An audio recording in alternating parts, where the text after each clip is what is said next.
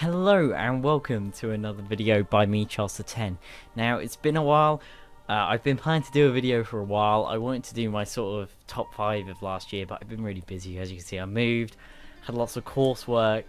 You know, hopefully this will be the last time I move before uni at the end of the year, but we'll just have to wait and see. So, I want to talk about my most anticipated games of this year, my top 5 most anticipated games. But before I get into that, I just want to sort of do an quick update that is always the same, but you know, I never do it. Right, so this time my update is sort of, I'm gonna be doing more reviews, and it's gonna happen.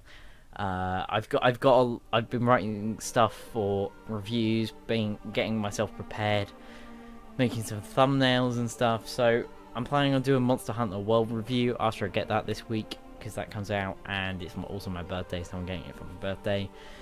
Shadow of the Colossus is also coming out. I'm going to be reviewing that. God of War when it comes out. Basically, all the big games that I'm really looking forward to, I'll be reviewing. And probably some smaller things I really want to review that I want people to see. Like, I really wanted to review Blade, but I never really got round to doing it. So, I want to do some more small reviews as well. And maybe some more reaction videos, because I react to a lot of stuff, so why not do it on a video, you know? Why not? So, but we best get started. So, at the end of my list, number 5, I've actually got Days Gone. Now, I've been looking forward to this for quite some time, really. I don't know, it's an interesting concept, I think. You know, it's been done before, zombies, and Last of Us is really good at story-driven games like that, but Days Gone has got something different that interests me, and the reason it's at the back of my list is because I'm not expecting much out of it. I don't think it's going to have a deep story, and I don't think it's going to have much depth to it, but I think it's trying something that a lot of games haven't done with the systems. Like, the weather systems really interest me. It's stuff that I've had in game ideas before in my work at college, so you know, I think it's got a really cool idea going on for it. And the whole zombies that are like World War Z, where there's hundreds and thousands of them climbing around, and if they can get it to work, I'm really looking forward to this game. And you know, I really want to see more. And last I heard, it didn't even have a release date of this year, but everyone's saying it's this year, so it's on my list, because I feel like this could be the end of the year. It might get delayed to next year, you never know, but it's still on here because I'm really looking forward to seeing what they do with it. And so that's why it's here. I just hope that, you know, people are kind of proven wrong by it, because a lot of people are thinking it's going to be really bad and things, but I don't think it's going to be bad. Maybe average at worst, I think, but I'm really looking forward to it, to see what Sony Ben can do. You know, it's their first full console release. They've only ever done handheld, so I'm really looking forward to that game. Now, next on my list is actually Detroit Become Human. Now, the reason this is lower down is because there's so many other games out this year. And everyone was talking about last year was the big year for games, but I really think this year is more a bigger year, for me anyway. I don't know, I just feel like this year is a much bigger year. You know, you had Horizon and Mario and Zelda last year. Yeah, they were good games, but I'm really more looking forward to a lot this year. So, Detroit, I've been looking forward to since they first announced it, purely because I was a massive fan of Heavy Rain. I actually never played Beyond Two Souls, I believe it's called Beyond Two Souls, yeah. And I never really played it, and I remember watching it, and I just wasn't that interested in it. People said it was very average, and it wasn't on the same level as Heavy Rain with choice making, and this looks like it's taking what it did from Heavy Rain with good choices, lots of characters, and then what it did with Beyond and making it more futuristic with alien stuff and tech, and sort of combining the two. And I really like the look of this. It reminds me a lot of things like the Humans TV show on Channel 4, which I only watched the first season, but I really like that, and I might have to go back and watch that. But this is looking to be a really good game, and I really can't wait to see what they do with it, because, you know, I have faith in David Cage and Quantic Dream that this is going to be a good game, and it's coming out earlier in the year, apparently. I don't know if it will, but I can't wait to see this, because, you know, I'm really looking forward to this game. So next up, for number 3, I actually have Spider-Man. Now, I've been a big fan of superheroes and Spider-Man for all my life, Spider-Man has been a big part of my childhood. You know, I've watched the films a lot, especially the three Tobey Maguire films. Sure, Spider-Man 3 is bad, but you know, as a kid, you don't treat it like that. I remember loving the film when I was younger, so I'm a massive Spider-Man fan.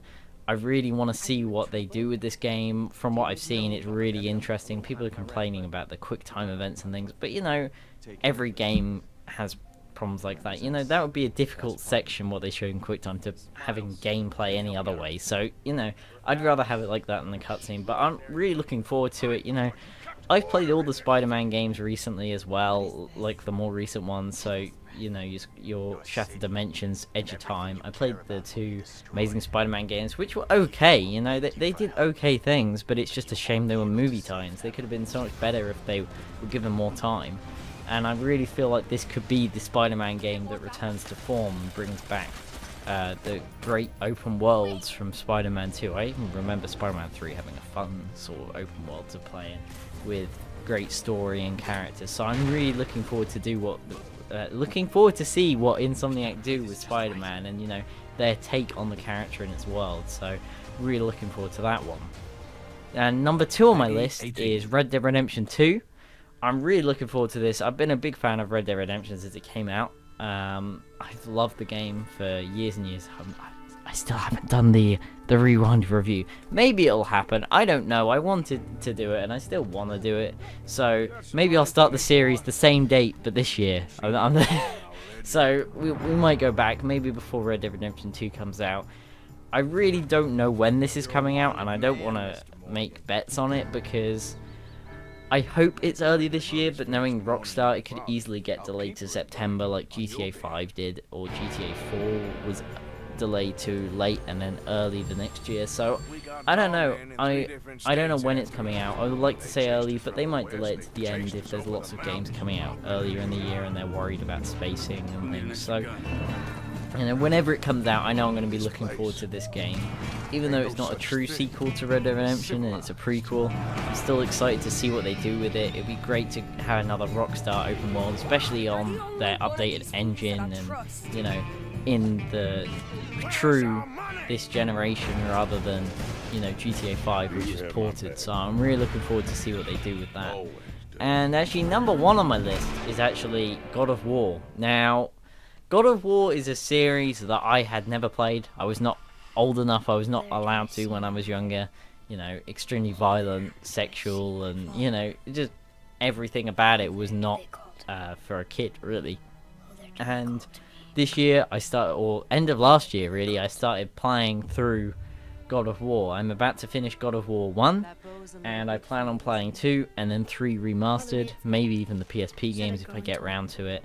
And that's purely because of this game, and if this game hadn't happened, I don't think I would be replaying, you know, the first 3 God of War games, or possibly even the PSP ones, or playing them for the first time, not replaying them, because they never really interested me, but this one really looks like my kind of thing. It looks more story-based, which I really like.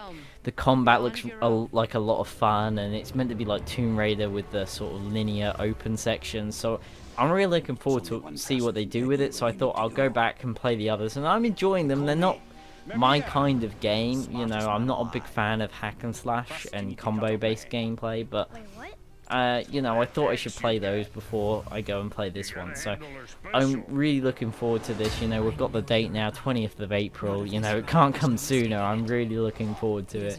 I'm probably even going to get the collector's edition because I'm that excited for this. You know, I class myself as a God of War fan now, and I haven't even completed the first one. So, you know, I can't wait to see what they do with it. But, you know, that was it for my top 5 of 2018. So we had Days Gone, Detroit, Spider-Man, Red Dead Redemption 2, and God of War, which is at my number 1 spot. Now, throughout the year, this could change, you know.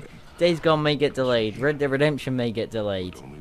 I don't know, they could all get delayed, except for God of War, really, that's got a date now, but they could all get delayed out of the year if they really wanted to. So, you know, these lists are always changing, but for now, that is my top 5 list. I really hope you enjoyed this video. Hope to see you again soon, hopefully next week or the week after with a Monster Hunter World review. And if you did like the video, make sure to leave a like and comment down below if you did enjoy it, or if you have any feedback. That's always helpful. And subscribe if you're new to the channel. But for now, thank you for watching, and I'll see you again soon. Bye bye.